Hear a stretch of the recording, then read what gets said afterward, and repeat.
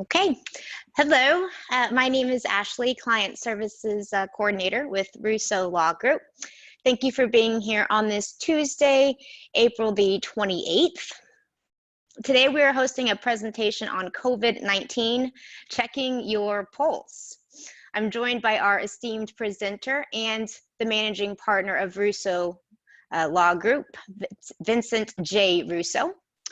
We are known for being Long Island's signature elder law, special needs, and estate planning law firm with 5 offices on Long Island and New York City. Recognized by the U.S. News as a best law firm in the area of elder law, we've had the privilege of helping over 17,000 families. Vincent has championed the rights of seniors and people with special needs since 1985. He is co-founder of the Teresa Alessandra Russo Foundation and the Teresa Academy of Performing Arts for Children with Special Needs, which were established in the memory of his daughter. Finally, among his many awards and distinctions, he's recognized by super lawyers as a top 100 lawyer in New York and is truly one of the most prominent attorneys in his field. Now, before I pass it over to Mr. Russo, a quick housekeeping item regarding questions. Please send us your questions as you have them, but be sure to include your email address. We will do our best to address everyone in real time, but if for some reason we can't, we will follow up after the program. All right, folks, I think it's time to let Vincent take it from here. Okay, thank you, Ashley. And it's great to be with you again. We're checking your pulse. Some of you may have been on the first Facebook Live event that I did back on March 31st, when we talked about a number of issues while we're in this emergency period dealing with COVID-19. So today's going to be an update. We're going to update you on some of the benefits, government benefits that are available for people who need them, an update on taxes. We'll talk about insurance, both health insurance and actually we're going to talk about car insurance today. We'll spend a little time talking about hospitals and nursing homes and what's going on. Then we'll segue over to how you can get the essential estate planning documents signed while we are in this stay-at-home period, the pause, until right now, May 15th. And then a warning, I want to spend a little time talking about beware of the scammers. Really upsetting that the scammers are coming out during this time and trying to take advantage of all of us, especially seniors and people who have some mental health issues, and so they're vulnerable. All right, with that, we're going to start with, let me just turn my webcam off. All right, we're going to start with the stimulus check. Everybody knows about the stimulus check by now, and a certain group of us, a large number actually of the population, qualified for the $1,200 check, and if you were married, qualified for 2 $1,200 checks, and also an additional $500 for certain dependent children. So a little bit of an update here, because some of you have been asking, where is my check? I haven't received it. So let's start with the $500 for dependent children. First of all, that child has to be under the age of 17, just to clarify that point. And if you did not file a tax return because you didn't have to, for 2018 or 2019, then you are going to need to file a 2020 tax return in order to qualify for the $500 payment for each qualifying child. So if you didn't file previously 18 and 19, or you didn't use the non-filer tool that was on the government website by April 22nd. So there was a window of a few weeks back in April where you could go online and give the government the information you needed to in order to both get an electronic payment and also to qualify for the exemption. So that's important. You haven't lost it, but it's going to be a while before you can actually get it. There also have been some questions about on the qualifying side as to the level of income I could have and how did you determine the income? So the income was based on your adjusted gross income. So adjusted gross income is basically your income with certain modifications. And the payment that would be available to you depended on your last income tax return that you filed, either the 2018 or if you filed more currently the 2019 return. Now, an update on when am I going to get the check? So if you set it up with direct deposit, that's going to speed up the timing of getting your check. And hopefully you've already received it. Now you can go on to Get My Payment portal with the IRS. So if you go to irs.gov/coronavirus/Get My Payment, you could go on to the portal. Now, some people are having problems with the portal, and there are some very good articles that you can Google on walking you through. But if you go to the government site, it actually will explain if you have a glitch registering online. If your check is going to come in the mail, that could be many months from now. So getting it electronically sent, direct deposit, will speed it up. All right, let's talk about tax relief. April 15th, tax day, was actually not tax day this year because the government stepped in and said, well, you can have until July 15th of 2020 to file and pay any taxes that are due on your 2019 return.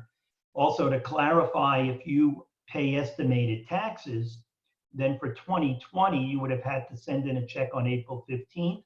And then on June 15th, the good news here again is you don't have to make those payments until July 15th.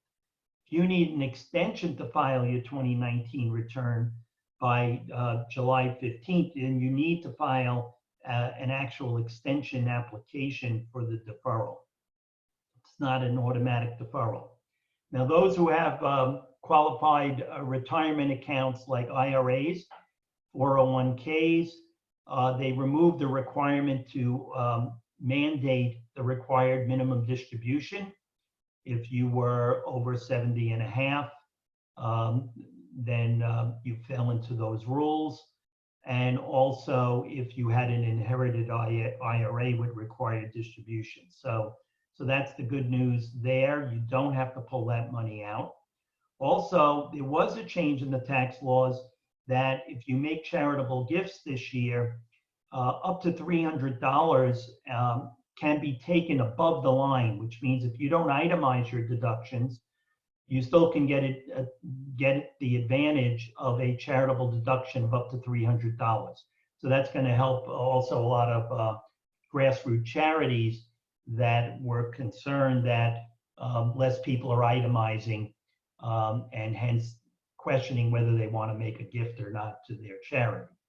I hope you're doing it for charitable purposes first, and then any tax benefit would be icing on the cake.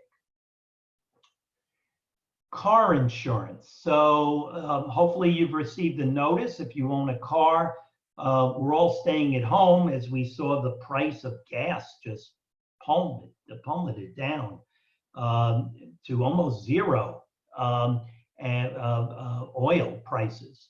And so price for gas is still there. It's relatively low in the bigger scheme of things.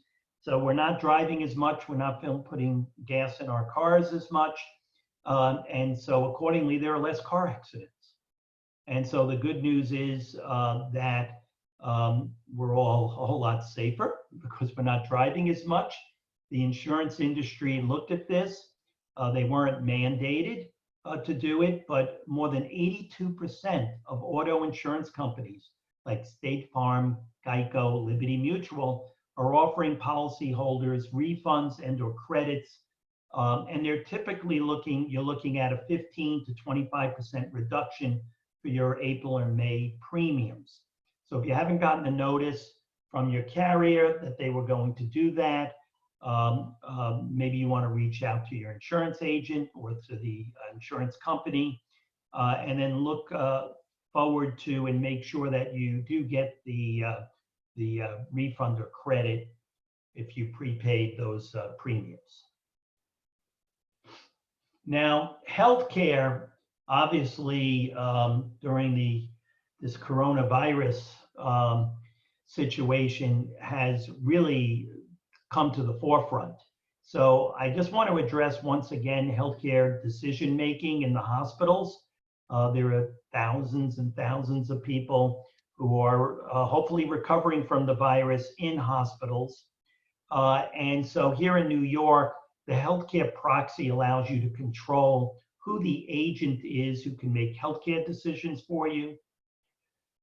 If any issue comes up regarding end-of-life decision-making in New York, you would want to have a living will, which basically are your instructions as to what you would want or would not want with regard to extraordinary life-sustaining treatment if you were terminally ill or in a persistent vegetative state or in a condition with no likelihood of recovery. So those are the two key documents in New York. We do have a provision in the law that if you don't have these documents, then there is a pecking order for certain family members who can step in, but you don't have the kind of control that you would in a healthcare proxy and with the living will. The HIPAA authorization is a good thing to have. Many of us who unfortunately came down with the virus are recovering at home. And if they need to get access to their medical records, the HIPAA authorization can appoint family members, friends, who can then go off and access your medical records. So that's a good document to have as well. Lots of questions dealing with nursing homes these days. We see that the virus has, like wildfire, has spread through nursing homes locally and around the country. Unfortunately, having a significant impact on the quality of life of the residents, and also with certain number of residents passing away. And so we know that the nursing home's job is to do the best they can to ensure the safety of all the residents, the safety of their staff, and also of any of third parties coming to the nursing home. Now, CMS has put restrictions on visitation of healthcare facilities, and a nursing home, like a hospital, is a healthcare facility. So here's a laundry list of questions that if you have a loved one in a nursing home that you may want to ask so that you can feel comfortable your loved one is being properly taken care of at this time. And I did a piece on this on my daily check-in on Facebook, which I do Monday through Friday. And there was a really very significant response to this particular daily check-in. So here are my questions. Have you had any confirmed or presumed COVID-19 cases among staff or residents? Will you let me know right away if my family member develops possible symptoms?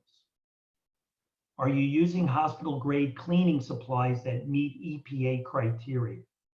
Do staff members have adequate personal protective supplies to provide care? Are rooms well stocked with soap, hand sanitizer, tissues, and paper towels? Does my family member understand why we can't visit right now? Is it possible to arrange a video chat? Are you halting communal dining and group activities as the CDC recommends? Does my family member feel lonely or isolated? What can I do to help them stay feeling connected? How have staff been trained to deal with the COVID-19? Really good questions. And the key is communication.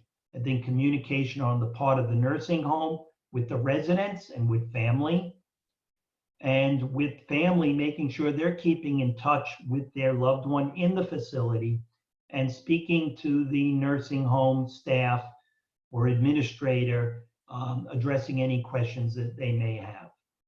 So let's hope that those who are in the nursing homes are being properly taken care of and being safe. Let's move on to Medicare coverage in the nursing home setting and out in the public. So does Medicare cover testing for COVID-19? And the answer is yes. COVID-19 is covered under Medicare Part B when it is ordered by a doctor or another healthcare provider that accepts Medicare. And if that test was ordered after February 4th, 2020, Medicare Advantage plans are required to cover all Medicare Part A and B services, including COVID-19 testing. How much do Medicare beneficiaries pay for COVID-19 testing? Medicare beneficiaries who get tested for COVID-19 are not required to pay the Part B deductible or any coinsurance for this test because clinical diagnostic laboratory tests are covered under traditional Medicare at no cost sharing. So that's the good news. Also, for those who are in a nursing home and need skilled care services, there is coverage under Medicare, full coverage for the first 20 days and partial coverage for the next 80 days under Medicare. Now, speaking of Medicaid, there have been some recent changes under the New York State Medicaid eligibility rules, the application process, and even coverage. So there was a guidance issued, what's called a GIS 20MA04. And that guidance to the workers in the Department of Social Services and HRA in New York City have been informed of the following. Medicaid applications. When a Medicaid application is filed, the person filing can self-attest that all the eligibility criteria has been met, and they just have to really provide proof of US citizenship. And so that's important because it's difficult to put all the documents together under the circumstances where we have to stay at home, and also there's been a shutdown across the board or a reduction in those who are available as third-party providers to help with this process of getting all the necessary documentation. This self-attestation will work when processing an initial application, a request for increased coverages and redeterminations. As I stated, due to the limited ability of many consumers to provide documentation in response to a request at this time. So an application is filed and typically you would get doc requests. Now, no documentation should be requested based on reports received after March 1st. So that's something that should not be happening. And with regard to nursing home cases, individuals applying for Medicaid coverage of nursing home care can attest to income and resources during this emergency. This includes attesting to any transfer of assets in the look-back period. That's all good news with helping push applications through and not have them held up because of the limitations we're all facing with providing all this documentation that's required. Now, with regard to ongoing Medicaid, there is a recertification process that occurs. So someone's on Medicaid and the 12 months later, they have to recertify. So in that regard, Medicaid cases are being extended and individuals will not be required to renew their Medicaid eligibility during the emergency period. All active Medicaid cases with authorization and coverage dates ending in March, April, May, or June will be systematically extended for 12 months. So anyone who's receiving a notice for recertification during this March through June period should immediately respond because there should be an automatic renewal at this point. All right, so that's good news. Any questions there? My law firm is always available to help address any issues or problems that you may have with regard to Medicaid eligibility and coverage. Now, there is a warning I want to share with you that also occurred in the last few weeks, and this is kind of bad news. There are new Medicaid home care rules that are coming. They're slated right now to be effective October 1st, 2020. Right now, under the current rules, if you have assets, you could transfer them, i.e. make a gift, and then the following month be eligible for Medicaid. Well, once these new rules kick in, there's going to be a 30-month look-back period.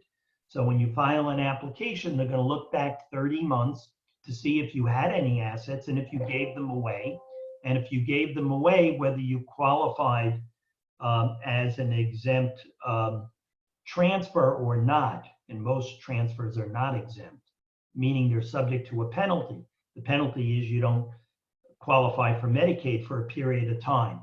So the key here is that if anyone is thinking they may need Medicaid home care services, now is the time to file for those benefits so that you would be in effect grandfathered when these new rules kick in. Now here's a question back to health insurance coverage. Does your health insurance cover your COVID-19? So treatment is covered by health insurance. And so dozens of insurers, including Aetna, Cigna, Humana, have waived the co-pays and deductibles. So when you have insurance, everybody knows, when you have private insurance, there are co-pays and deductibles. The good news is a number of major insurance carriers have waived the co-pay and deductibles for treatment. Now, with regard to testing, all comprehensive health insurance plans must pick up 100% of the cost of the coronavirus testing, as well as any visit to the emergency room, doctor's office, or urgent care center that may have led to that testing. Now, when it comes to Medicaid, Medicaid will cover the full cost of COVID-19 testing for the uninsured as directed by the CARES Act, C-A-R-E-S, CARES Act.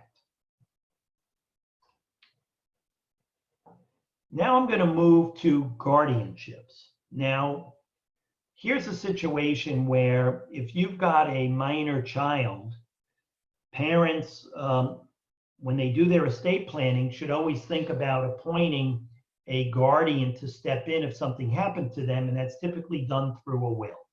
But you also can name a standby guardian while you're alive, so that if you became incapacitated or passed away, that standby guardian can step right in quickly. Now, the rules here have been modified during this emergency period. So before this change, any parent, legal guardian, or legal custodian could designate a standby guardian. Just have to follow the rules under the law, the statute. Now they've expanded that group of individuals to be a primary caretaker who works or volunteers in a healthcare facility or reasonably believes that they may otherwise be exposed to COVID-19. Let me say this again because I was a little off. Any parent, legal guardian, legal custodian, or primary caretaker could designate a standby guardian. The expansion now is any of those individuals who work or volunteers in a healthcare facility or who reasonably believes that they may otherwise be exposed to the virus may designate a standby guardian.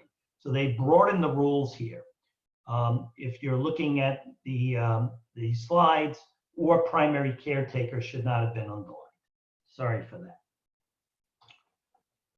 Estate planning documents, how do we get them signed? That's been another big issue. And so the governor of New York has made it easier through an emergency order through May 15th, and it may well get extended, that we can do what's called remote witnessing and remote notarization. So if I have someone who's homebound that wants to sign a will and they have the virus, we can arrange it by sending the documents to that individual's home. And then through FaceTime or any other video conferencing, we could arrange it so we could see you in your home, have you sign the document, and then we, the witnesses, can witness and sign the document when it is sent back to us. We have to follow the rules under the governor's order. And we can also notarize that document.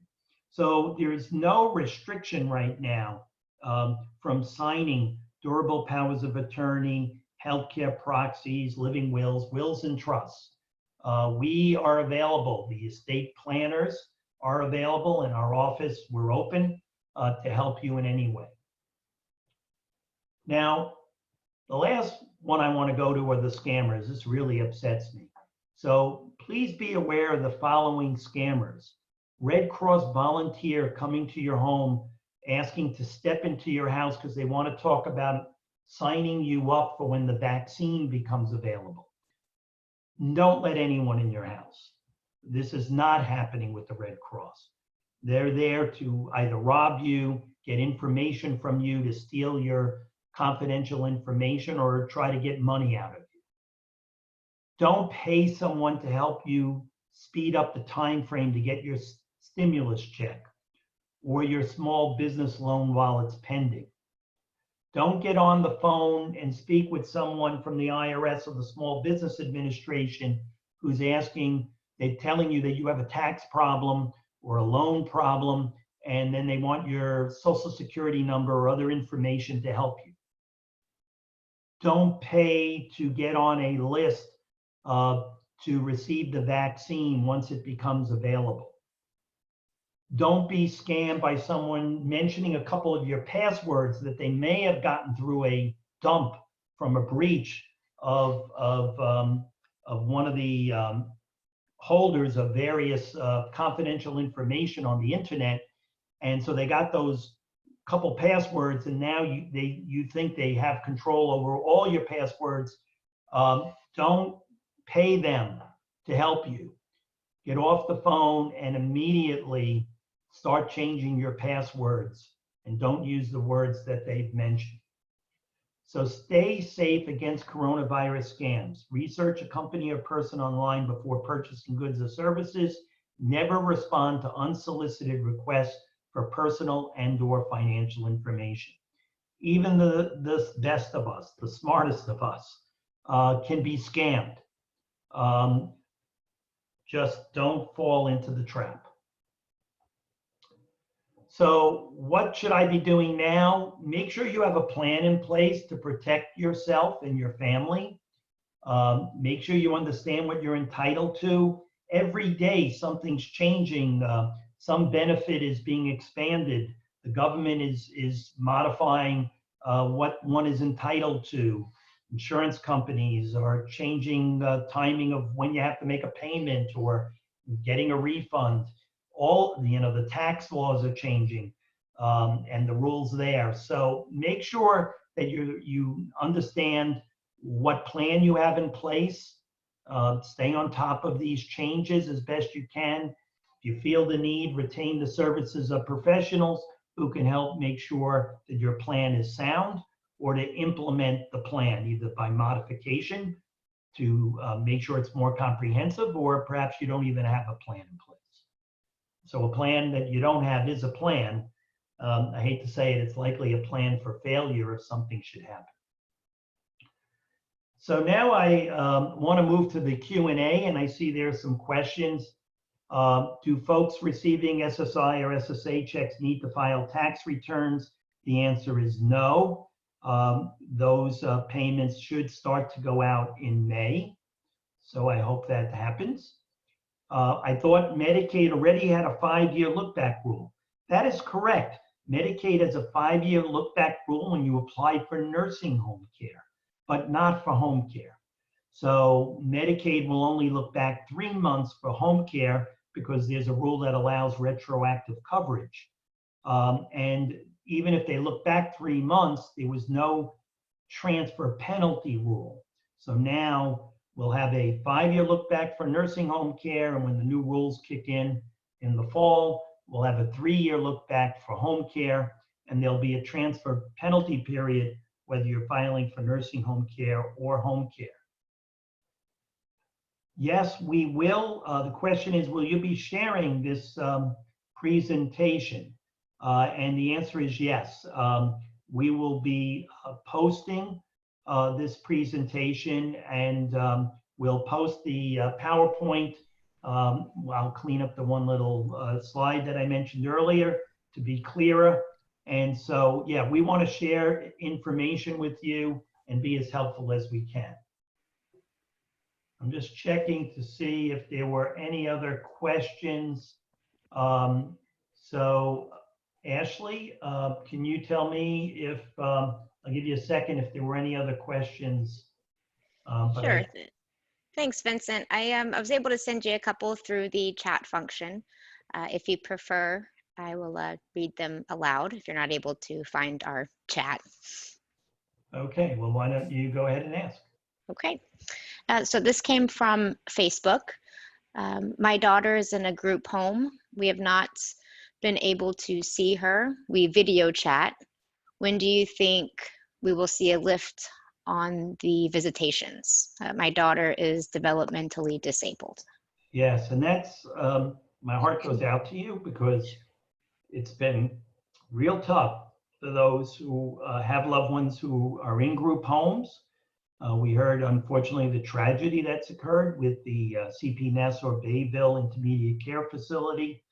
And so I think a starting point would be, one, we've got to get out of the pause here in New York. And then once we're out of the pause, we'll see if then there are changes made to probably in stages allow for limited visiting in some fashion. I'm hoping that the government and the nursing homes and group homes will all be creative in how they can make that happen. I have thoughts on my own about it. So I would say stay in touch with the group home and the agency. Talk to them about creative ways that maybe you can have better access now. And then we'll look at visitation. But unfortunately, I think we're weeks away before we'll see it happen where we'll have open visitation and maybe even months. The CMS at the federal level does issue guidance to healthcare facilities. And so they're going to also weigh in on when that time comes in terms of allowing visitation. Ashley, you had one more? I do. This question relates to the person who sent it. Her name is Rita. So this question relates to her brother, whose only source of income is Social Security. He deposits his income every month to the Teresa Pooled Income Trust. If he receives the stimulus check of $1,200, that will put his income above the limits for Medicaid and may also affect his eligibility for the Town of Oyster Bay Housing Authority senior housing, where his rent is calculated based on his income. So what do you think they should do? Well, first of all, Rita, thanks for using the Teresa Pooled Income Trust. I mean, we're privileged to be of service to you, and so first, thank you. And with regard to your question, when that check comes in, the likely first step would be to have it moved into the Pooled Income Trust. We'll see if there's more guidance on how that payment may be excluded from any sort of government eligibility tests. And that leads us to your comment about housing and governmental housing. And so here again, I'm confident we'll see clear guidance come out that that will not disrupt or reduce the benefits that your brother is entitled to. So we'll see what happens moving forward. I am sure we'll get guidance, and if not, the advocacy groups will come out in force, and I'll make sure we get the right result there. So thank you for your question. And Vincent, if I may ask one more, please. Sure. This is from Marilyn. My sister, Joan Rudolph, has been following Kim Christian for years. Joan is in Sunrise Assisted Living Memory Care. Since the start, we have hired a private aide to be with her each day. Sunrise went under quarantine weeks ago. Marcia has been dedicated, dependable, and has taken wonderful care of Joan. Our problem now is purchasing protective gowns for her. We have ordered some for her protection, but arrival date is several weeks away. We will be contacting Sunrise to ask them to supply PPEs for her. Should they be supplying masks and gowns for private aides working in the facility? Well, that's a little more of a complicated question. I mean, I think that the assisted living facilities should be taking all measures to make sure that the staff and the residents are safe. And obviously, protective equipment, personal protective equipment is critical to that safety. And so those would be measures I would believe the assisted living facilities are taking, or in making sure that they are taking those safety precautions. Now, how that private aid is brought into the facility, whether under the umbrella of the facility or is an outside provider of services being brought in, may impact the answer to your question as to whether they're entitled to that personal protective equipment. So I don't have a direct answer on that one for you. I haven't looked at the question of whether assisted living facilities have been mandated in any way or required. I'll take a look. If you send an email through the chat, and if I have a better answer for you, I'm happy to send it on to you. Or you can call Kim Christian, my partner, and you could follow up with her.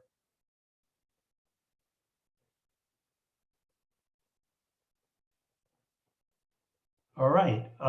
Lastly, and then Matthews reminded me that there is a very good government site that you can go to that has answers to a lot of these virus-related questions. And you go to ssa.gov/coronavirus. So thank you, Matt, for that. All right. I think that brings us close to the conclusion today. I'll just mention that I believe what makes my law firm, the Russo Law Group, different. We have 5 locations all over Long Island and into New York City, Manhattan. We're licensed in multiple states.